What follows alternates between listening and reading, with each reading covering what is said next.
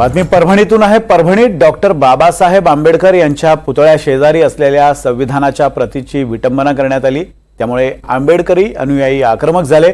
त्यांनी परभणी शहर बंदची आज हाक दिली होती, पण या बंदला हिंसक वळण लागलं। आज दिवसभर परभणीत काय घडलं आपण पाहूयात या स्पेशल रिपोर्टमधून।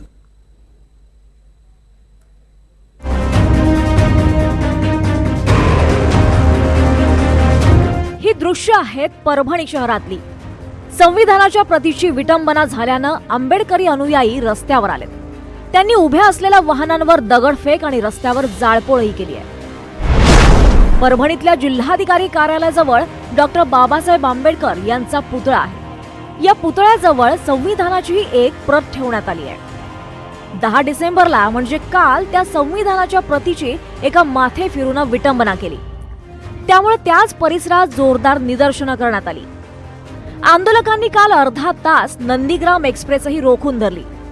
आज परभणी बंदची हाक देण्यात आली होती। याच बंद दरम्यान काही कार्यकर्ते आक्रमक झाले आणि त्यांनी रास्ता रोको करत जाळपोळ सुरू केली। काही वाहनांवर दगडफेकही करण्यात आली।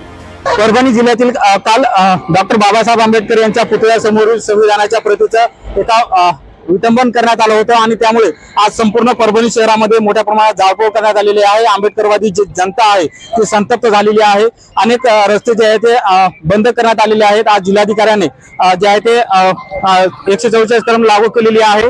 आता पोलिसांकडून जे आहे ते या संचारबंदीचं जे आहे ते पालन केलं जात आहे। पोलिसांकडून मोठा बंदोबस्त करण्यात आलेला आहे। बंदोबस्तावेळी परभणीचे पोलीस उपअधीक्षक दिनकर डंबाळे सरांच्या पायाला देखील मारहाण झालेली आहे आणि त्यांच्या गाडीला देखील या जमावाकडून दगडफेक करण्यात आलेली आहे। आपण बघू शकता हे जे पोलिसाची व्हॅन आहे यावर देखील या जमावाकडून दगडफेक करण्यात आलेली आहे। हा प्रकार निंदनीय आहे। मी तात्काळ त्या ठिकाणी भेट देऊन सर्व समाज बांधवांचं त्या ठिकाणी त्यांना आवाहन केलेलं आहे। त्याचबरोबर संबंधित जो आरोपी आहे त्याला अटक करण्यात आलेला आहे, गुन्हा दाखल झालेला आहे।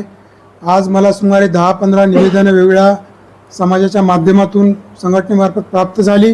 त्यामध्ये प्रमुख मागणी आहे की जो काय आरोपी आहे त्याला कडक शासन व्हावं आणि त्या आरोपी मागे जर कोणी मास्टर माइंड असेल त्याला देखील शोध घेऊन त्याच्यावर कडक शासन व्हावं। सदरचा खटला हा फास्ट ट्रॅक कोर्टवरती चालवावा आणि त्याला कठोर शासन व्हावं। त्याचबरोबर पुतळ्याला 24 तास संरक्षण द्यावं आणि त्या ठिकाणी काही परमनंट बॅरिकेटिंग वगैरे करण्याची देखील व्यवस्था करावी। काही आंदोलक जिल्हाधिकारी कार्यालयातही घुसले।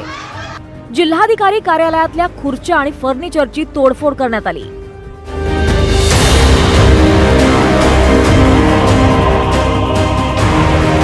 संविधानाच्या प्रतीची विटंबना करणाऱ्या माथेफिरूवर तात्काळ कारवाई करण्याची मागणी आंबेडकरी संघटनांनी केली।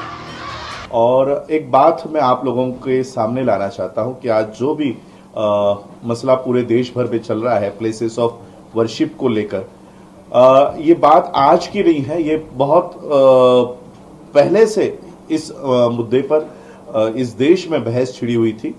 और जब इस देश का संविधान बन रहा था तब कई दिनों तक, कई हफ्तों तक इसके ऊपर चर्चा चली है और संविधान निर्माताओं ने, मेरे परदादा ने इस देश का जो ड्राफ्ट तैयार किया उसमें यह तैयार किया हुआ है कि 26 जनवरी 1950 को जब ये इस देश का संविधान लागू होगा तब जो पोजीशन है प्लेसेस ऑफ वर्शिप की, चाहे वो मंदिर हो, मस्जिद हो, गुरुद्वारा हो, बुद्ध विहार हो, जो भी प्लेसेस ऑफ वर्शिप्स है, 26 जनवरी 1950 का जो स्टेटस है वही लागू रहेगा, वही कायम रहेगा।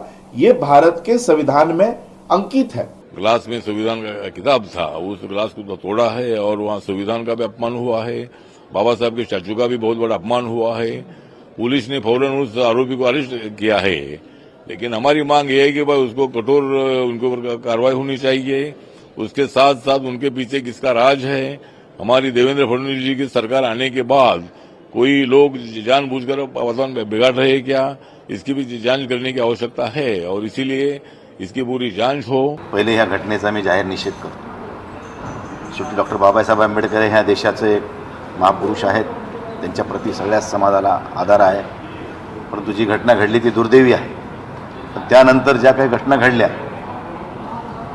त्यामध्ये युवकांचा मोठ्या प्रमाणात सहभाग आहे. युवकांना असं वाटते की हा माथं फिरून असून ह्याच्या मागं कोणीतरी एखादी शक्ती असावी आणि हा संशयाच्या घेऱ्यातून उद्भवलेली परिस्थिती रात्री पोलीस प्रशासनानं, जिल्हा प्रशासनानं ज्या पद्धतीने हाताळायला हवी होती त्या पद्धतीने हाताळली नाही, म्हणून आज उद्भवलेला हा प्रसंग आहे. जवळपास 2 ते 3 तास परभणीत मोठा राडा सुरू होता. अतिरिक्त कुमक मागवून पोलिसांना परिस्थिती नियंत्रणात आणावी लागली आहे. राज्यातल्या काही शहरातही याचे पडसाद उमटले आहेत. Bureau report, NDTV Marathi, Parbhani.